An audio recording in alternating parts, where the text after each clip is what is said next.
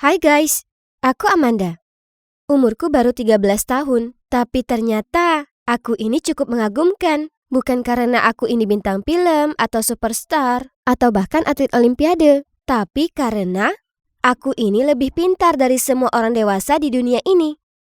Jika digabungkan, biar ku beritahu kenapa. Jadi ada satu hari, rasanya sama seperti hari kerja normal. Senin, Kamis, aku nggak ingat. Ngomong-ngomong, kami sedang sarapan. Aku, ibu, dan ayahku. Dan mereka ngobrol seperti biasa. Dan saat kami selesai, mereka bersiap berangkat kerja. Dan mereka bilang, ambil barangmu, ini waktunya sekolah.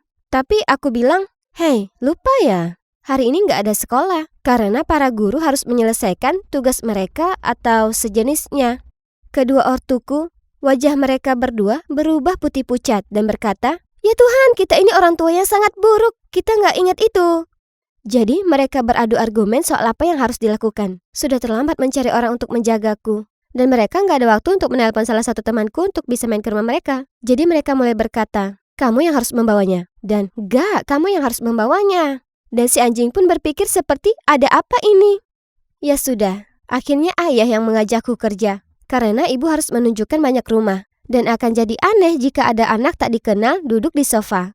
Ayahku bekerja di sebuah gedung super tinggi dengan banyak sekali kantor. Ketika sampai di kantornya, dia mendudukanku di sebuah meja kecil. Dia bilang dia ada rapat besar untuk didatangi. Jadi aku sebaiknya membaca buku atau apalah. Dalam kondisi apapun, aku nggak boleh duduk di bangkunya.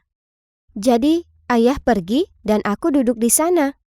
Rasanya seperti jam melambat sekali sampai hampir berbalik arah. Aku cukup yakin sudah 4 hari berlalu dan aku masih tetap duduk di situ. Parahnya lagi, gak ada apapun. Maksudku, apapun yang menarik mengenai kantornya.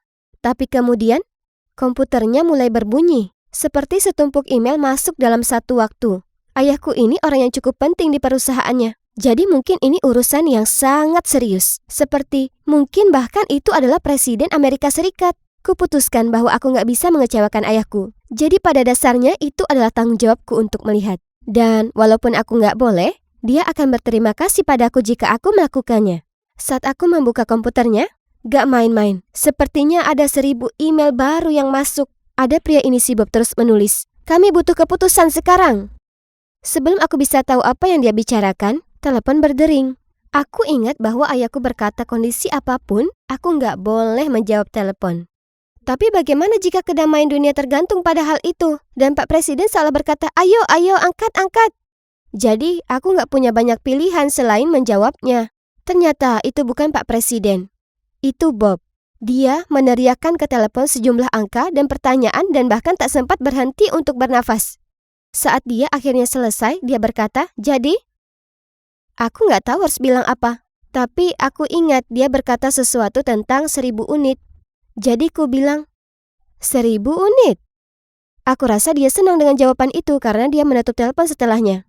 Lalu aku kembali membaca bukuku. Dan gak ada yang serius terjadi untuk waktu yang terasa seperti 4 hari berikutnya.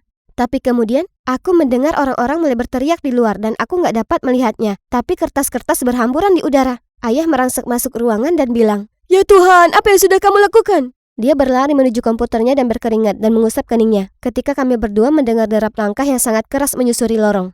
Dia berkata, oh sial, sekarang kita semua akan mati. Saat bosnya muncul di pintu masuk.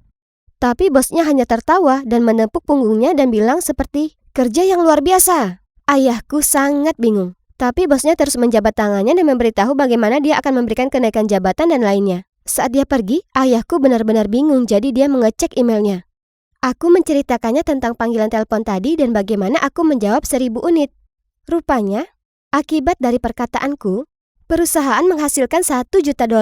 Ayahku melompat-lompat dan pada malam itu saat makan malam, ayah bilang ke ibu bahwa bonus miliknya berarti kami bisa pergi berlibur. Dan bahkan si anjing berpikir, sekarang aku akan makan makanan banyak sekali. Esoknya saat sarapan, ayah bertanya apakah aku mau ikut kerja dengannya lagi. Tapi ku bilang padanya, ayah nggak mampu membayarku, mungkin lain kali. Lalu, aku memakai kacamata hitamku dan pergi sekolah. Meskipun kadang berhasil, tetap bukan ide yang bagus memegang barang milik orang lain, atau tidak mengikuti aturan. Like video ini jika menurutmu penting untuk selalu mendengarkan apa yang sudah diperintahkan padamu. Tinggalkan komen, menurutmu yang kubuat itu baik atau enggak. Aku ingin mendengar pendapatmu.